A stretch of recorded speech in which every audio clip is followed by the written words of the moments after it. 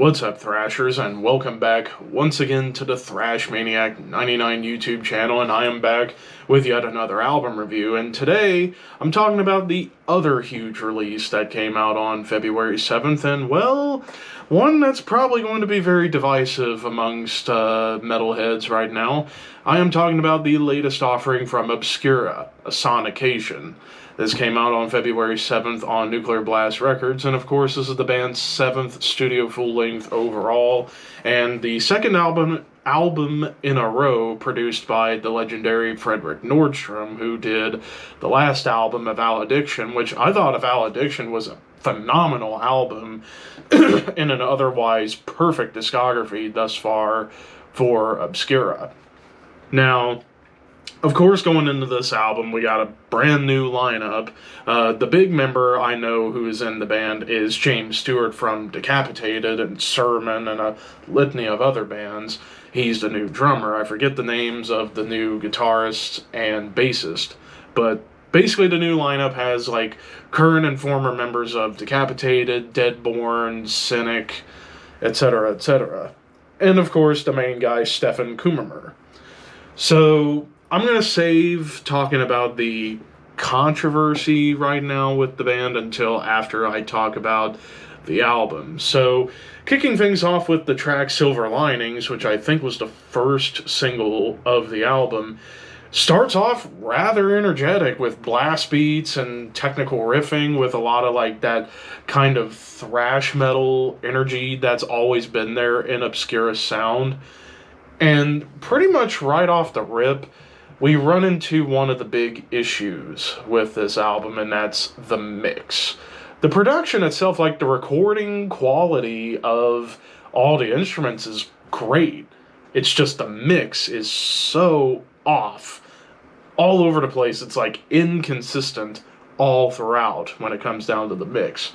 Whereas, especially, and then one of the big things, the solos on this album, I would say, were amazing solos. I mean, Stefan is an awesome player, and I forget the name of the new guitarist, but he's phenomenal in his own right, too, and you're getting some, like, cool lead trade-offs and harmonies, which is always a given when it comes to Obscura albums, no matter who's in the band, whether it was Christian Munzner or any other guitarist that's been in the band in the past. You always have gotten amazing leads and lead harmonies going on, and this album's no exception. Like, the leads are crisp, they're awesome, but the problem, though, and this is kind of where it runs into the problem I have with the mix, the leads are too much out front on the mix, where it just kind of buries everything else. Granted, if you're listening to it with headphones, you can hear everything okay, but say if you're listening to it on like a really good speaker system, the guitars kind of, or the lead tones kind of drown out everything else.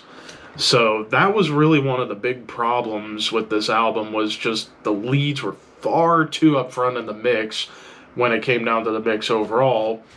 But other than that, like, I didn't have that much of an issue with the production, other than perhaps, like, some things in terms of the mix were inconsistent. Like, sometimes the guitars would sound a little bit buried, sometimes the bass would be too up front, other times the drums kind of take too much of the spotlight. It just almost felt like the mix just did not gel. Excuse me. But then we get into the song Evenfall, which, excuse me, starts off with this like bass intro, and this is more of a mid-tempo song, and this is really where you start kind of getting the idea of what this album's all about. Pretty much one of the other things, this feels less tech death and more towards melodic death metal. Like, there's still some technical moments that show up on here, but overall doesn't really feel like Obscura's brand of tech death. This feels like kind of like Obscura going melodic death metal, which, granted, I think that sounds like a good idea, and I'll talk more about that as I continue, but, excuse me,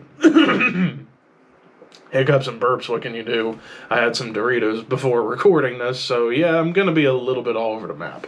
But yeah, I do like the song for the sense that it's something different, in that it's more mid-tempo and not so much about speed. But granted, it doesn't sound quite like an Obscura song. If anything, this just sounds like a slightly more technical Hypocrisy song. In Solitude, this song kind of definitely does go back a little bit towards classic Obscura. Excuse me again. Where you get those like classic Obscura riffs, melodies, blast beats, thrashy beats, but again, you do get some more of those like mid-tempo moments showing up. The Prolonging, which was the shortest track of the album at just over 2 minutes, it just goes for a bludgeoning, furious pace, but the chorus definitely stands out as being more melodic than some of the other choruses on the album. But just overall, the construction of the song, it's just furious, it's blasty, it's riffy. Beyond the Seventh Sun, which was the instrumental, the big instrumental, I do love the acoustic play on this track. Like, I do enjoy the acoustic guitars here. And then it kind of goes into, like, triplet gallops and into, like, more of that, like, thrashy melodeath sound, kind of like At the Gates or Dark Tranquility, or hell, even Stefan's black metal project, Thulkandra, a little bit. And there's even some, like, atonal melodies that come up on this track. But also, I do like the section where the acoustics and the bass come together beautifully before it leads into the solo. Stardust, no, not Cody Rhodes. Get that out of your heads. This one starts off with a clean melody, and then it gets into like more of those like At the Gates moments. Then again, I gotta admit, like Stefan's vocals on here definitely remind me a lot of Thomas Lindberg from At the Gates. Which, granted, I think Stefan's kind of been developing into that style over the years. Like, it gradually gets more and more close to Tampa, but I think this album is really where it goes full on Tampa from At the Gates. And then probably my favorite track on this album, The Sun Eater, which, of course, every album, not Morbid Angel, but every album Obscura does has a moment of Morbid Angel worship. And it's mainly in the beginning, like the opening riff and then the chunky evil riffs that follow. But then the rest of the song kind of goes for more of just classic death metal, like D beats and double time, tremolos and blasts, a doomy groove, and even the solo is more of like a Trey solo with like those atonal, squealy dive bombs. And then the title track, the longest track of the album at 7.5 minutes, definitely going for more of the mellow death vibes, though there's some like weird keyboards, I guess. I don't know what it was, but there was just like weird thing layering over top of everything. But some cool harmonies, and it's thrashy, and then there's some like those Cynic-esque vocal effects, which I knew they did this before on Diluvium, for example, and it works because I know Stefan's a big Cynic fan. And it was a cool song to end the album on, so yeah, so overall, not a bad song on here. Like, I think the songs themselves are good to great on its own merits. However, we get into the other big issue with the album. Some of these songs, about half of this album, the songs just end abruptly or fade out when they shouldn't. Like Silver Linings, like you had this really cool lead, and it kind of, just as it starts, it begins fading out too quickly. And then especially Evenfall, The Prolonging, and The Sun Eater all have these abrupt ends that just don't make any sense. And then, of course, the big problem is, of course, the unbalance or the imbalance with the mix. I just don't know what happened with the mix on this.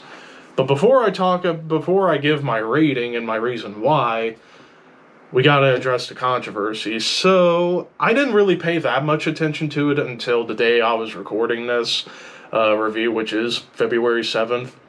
So, there was these controversies surrounding Stefan, where Christian Munzner had said that there was some stuff, especially on Silver Linings, where he had stuff that he had wrote, but Stefan took it without his permission after Christian was outed from the band. And then the song Evenfall, both Alex Weber and Max Phelps from Wait both claim that Stefan took ideas from them on this track. However, in the liner notes, I know because I've been told, Stefan has all the songwriting credit. So, and of course, Stefan supposedly was asked about and he kind of avoided everything. So, honestly, who even knows who's telling the truth and who's lying in this situation? Who knows if Stefan pulled a bit of a scummy dick move and not give the credit to Christian, Alex, and Max? Or there's some jealousy going on with all of them against Stefan and they just don't want to admit it. It's really hard to say because, I mean, like I said, I kind of steered away from this whole thing until the album dropped, and after hearing about it, it's like, I honestly don't know what to think because I still love Obscura. Like, this doesn't hurt my love of the band, and I love Stefan as a player, as a writer, and a vocalist. He is an amazing musician. But if he did take their ideas or not give them the credit and he just added them on, yeah, that's a dick move, Stefan. But if it's not true and that they're just starting up rumors just to make Stefan look bad, well, that's a dick move on their part for trying to bring him down. So, honestly, I'm on the fence about the whole thing, but it doesn't affect my judgment when it comes to the score I'm going to give. I am going to give this a 3 out of 5. Now, I'm going to preface, if the production mix itself was better, and if some of these songs didn't have these abrupt ends or unnecessary fade outs and they could have expanded on the endings of some of these songs more, I might have given this a 3.5 or even a 4. Because even though this doesn't quite feel like an Obscura album, it sounds like Obscura going like slightly more tech melodeath.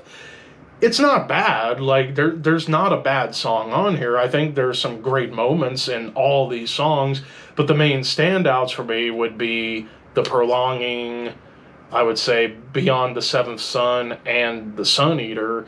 Those were the big standouts. Every other song was solid, but of course, if some things on the ending of those songs could have been worked on, as well as the big problem, if the mix wasn't so unbalanced and the leads weren't so upfront and that everything gelled together in the mix, I probably, like I said, I would have given this a 3.5 or even a 4. Because I think the songs are good, but because of all the issues, that's why it ends up being a 3 out of 5.